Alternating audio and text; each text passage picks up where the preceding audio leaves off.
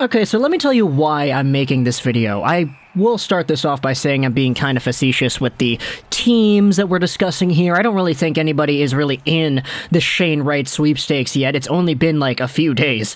But when it comes to the Montreal Canadiens, you know, they're my second favorite team, so I follow a lot of Habs fans. I go on social media, I see what people are saying about the team, I try to get involved, I try to participate, and I try to just take it all in, you know? And the Canadiens are, on paper, the worst team in the National Hockey League right now. They've played 2 games, they've lost both of those games. Despite the fact that we have, I think, like 6 or 7 teams that haven't played a game yet, we still have the Montreal Canadiens as the worst out of 32.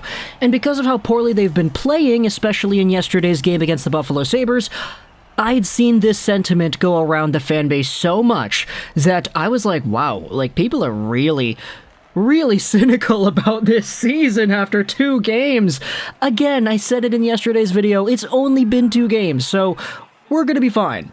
Montreal's gonna get their first win, Cole Caulfield's gonna get their first goal, we're gonna have all this stuff coming for the team, and it's gonna be okay. But because everybody was talking about, okay, well, I guess it's good that we lost to Buffalo because now we can tank for Shane Wright, I wanted to make a video talking about this guy. So let's go over the Shane Wright watch, I guess you could say, because Sportsnet posted their draft rankings earlier today, Sam Constantino did the thing, and guess what? None other than Shane Wright was indeed first overall. So who exactly is this dude and how good is he supposed to be? Well, if you're a Canadian, you probably know who Shane Wright is, but he's 17 years old, 6'1", 187, a right-handed center, who is ranked 1 on the consolidated ranking for the 2022 draft, 1 by Future Considerations, 1 by Bob McKenzie, 1 by Craig Button, 1 by Sportsnet, 1 by Dauber, and number 1 by Draft Prospects Hockey.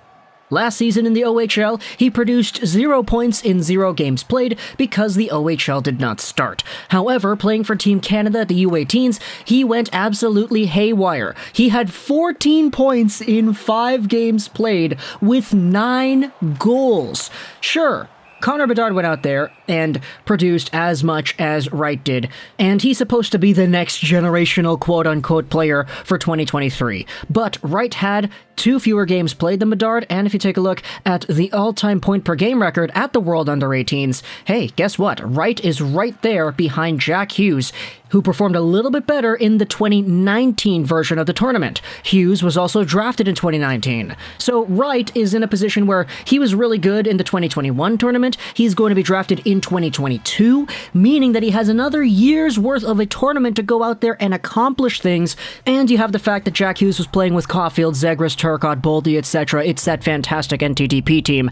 Pretty much what I'm saying here is this. Shane Wright in his draft -1 U18 tournament was as good as Jack Hughes was in his draft year tournament. Wright was 16, Hughes was 17, and they produced at similar rates. Shane Wright is touted by many towards being one of the best prospects we have seen in a very long time, better than the first overall in 2021 Owen Power. Kind of in the same tier as Lafreniere, just in terms of the hype. This guy had so much potential and so much star power heading into the 2020 draft. Comparing him to previous first overall picks, though, we already talked about Jack Hughes. Wright at 16 was better than Jack Hughes' 17-year-old U18 tournament back when they did that. And then if you go back to 2018, okay, Rasmus Dahlin was really good to kick off his career in Buffalo, so not really the best comparison over there. You have to go back to like 2016, I think, Austin Matthews, to really get the profile of a player like Shane Wright, who is as good of a goal scorer as he is.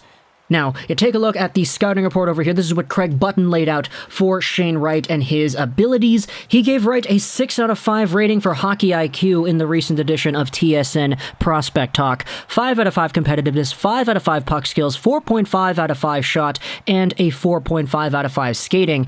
I will say, though, Button rarely gives out a 6 out of 5 rating for anything. I think the last one I remember was Connor McDavid's skating ability back in 2015 garnered a 6 out of 5. Wright's hockey IQ is rated 6 out of 5 by Button. Now, you may be wondering, okay, Lego, you said he's a goal scorer, but Craig Button rated his shot 4.5 out of 5. Well, it's because he says here on the program that Wright's ability to shoot the puck isn't really the hardest, but his ability to thread the needle is very good. Very accurate, very deceptive. He's got an absolute laser beam that isn't really the fastest, but it is extraordinarily accurate. He doesn't skate like McDavid either, but his change of pace is a part of his game as well. Shane Wright is the consensus first overall pick in the 2022 NHL Entry Draft. And, I mean, he's at 4 points in 3 games played right now for Kingston. I'll say this right here, nobody should go over on the points and try to make it seem like this is the gospel right here, because a lot of these guys in the OHL missed out on an entire year's worth of hockey, so I'm going to be able to give a lot of slack to any of the OHL guys who are coming back in here. 4 points in 3 games is not as good as he was, let's say, at the World Under 18s, but it certainly won't subsist, I believe, as the year goes on, as Wright becomes a lot more comfortable, and as the Kingston Frontenacs start to get their mojo back on too. This is a player who very well could be NHL ready next season depending on how he develops. Now, again, it's tough to say that for sure because he missed out an entire year's worth of hockey, but if there's anybody in this draft class that's going to be able to make that jump, I'd say that Shane Wright probably has that ability. The dynamism, the work ethic, the shot, the abilities, the hockey IQ, it's all there with Shane Wright. And if you take a look at the NHL standings right now, I mean, Montreal is indeed last. 0 points in 2 games played, a 2-game losing streak, and a -5 goal differential. So, yeah, Montreal is on paper one of the worst teams in the entire NHL, but I don't think that's going to last for long, right? That's definitely not going to last too long. This team made the finals. They're a lot better than what we have seen against, well, Toronto. At the first 5 minutes, they were okay. And then against Buffalo, that was a really bad game yesterday. If Montreal finds themselves in a position where they actually are bad enough to win Shane Wright, then color me surprised. I'm definitely not the smartest hockey fan in the world, but if that were to happen, would it be the very first time that a team makes the Stanley Cup Finals and then immediately after gets the first overall pick? That's not going to happen, right? It likely hasn't happened before. It's not going to happen now for sure, right? Montreal's not going to be that bad.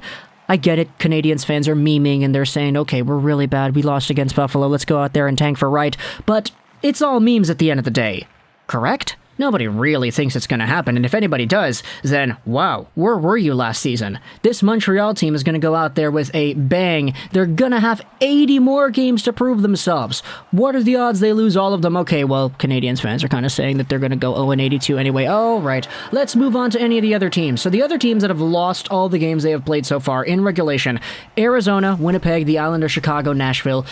Again, it's preliminary. Definitely not the right time to be talking about this thing, but these are the teams at the bottom of the standings right now. You then have the teams that lost in overtime. There are 3.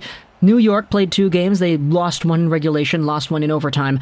They're at 1 point. Vancouver is at 1 point, and Detroit is also at 1 point too.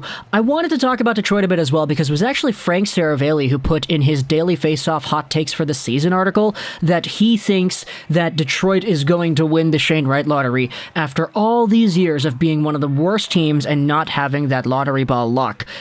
I'll just say this right here, Frank. If that happens, then Larkin, Wright, Berggren, Veleno sounds like a very good center core in the future, in my opinion, and it's not even really going to be maxed out that way, because you're still going to have so many years of these guys to come in here and prove themselves as better than they are right now.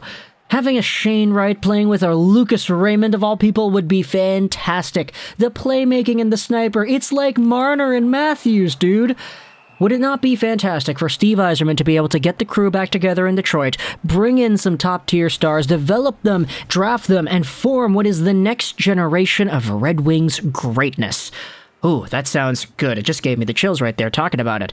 Then, of course, you still have the teams that won their very first games of the year, but who are, let's just say, not the best teams in the world. You have Buffalo that beat Montreal yesterday, and then you also have Ottawa. I don't really know if Ottawa's going to be in that tanking race, to be honest. I think they're a lot better than first overall caliber anymore. And then you still have the other teams. Who knows what's going to happen with Columbus? Who knows what's going to happen with Seattle? I mean, they've gotten themselves a win already in 2 games played, so good for them. But when it comes to the Shane Wright watch, I think we're going to start making a few videos as the year goes on, just talking about this guy, going over the scouting report, and checking up on the updates, because this isn't a Why I Want video, I'll say this right here.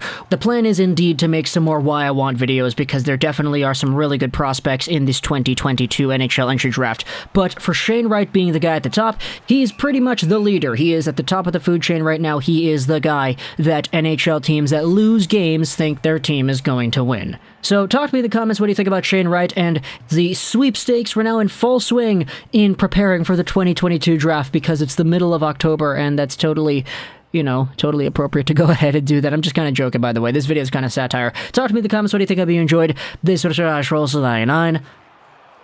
And bye.